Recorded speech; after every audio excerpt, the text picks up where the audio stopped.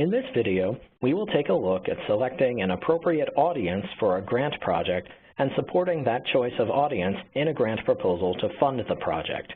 We will also look at considerations for projects with audiences whose members belong to underrepresented or vulnerable groups.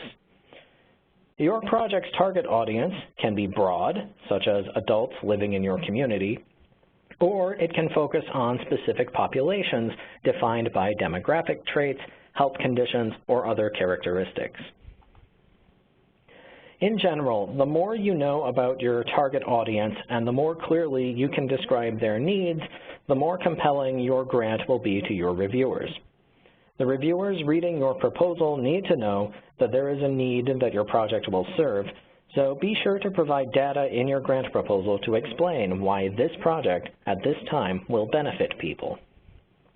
For example, if a group within your community has high rates of a certain medical condition, maybe you want to begin a project to provide them with health information about that condition.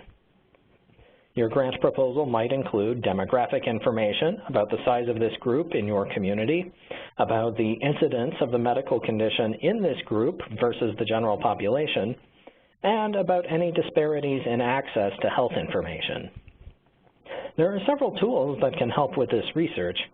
The U.S. Census Bureau is a great place to start for demographic information. Also, public health partners and county health rankings and roadmaps can provide specific information about health needs that might be relevant in your community.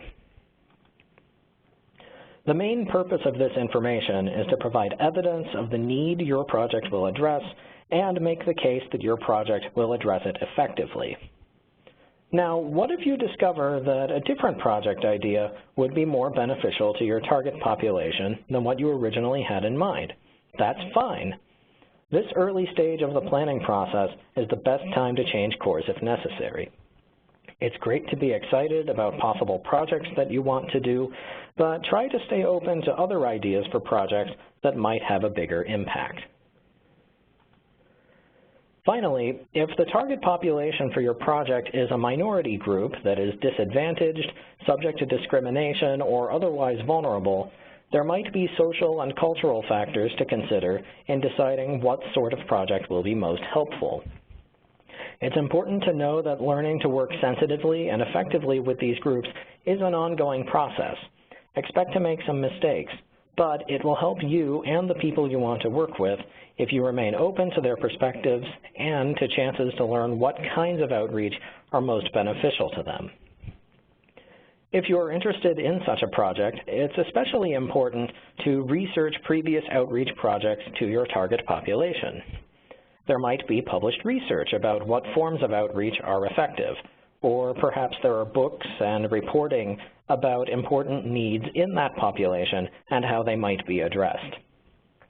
These resources can help you ask more productive questions when you seek guidance on your project from members of your target population. After you have done this research, make every effort to involve members of your target population in the project planning process early on. One example is to conduct focus groups with people from this population, so you can determine what kinds of projects would have the most impact.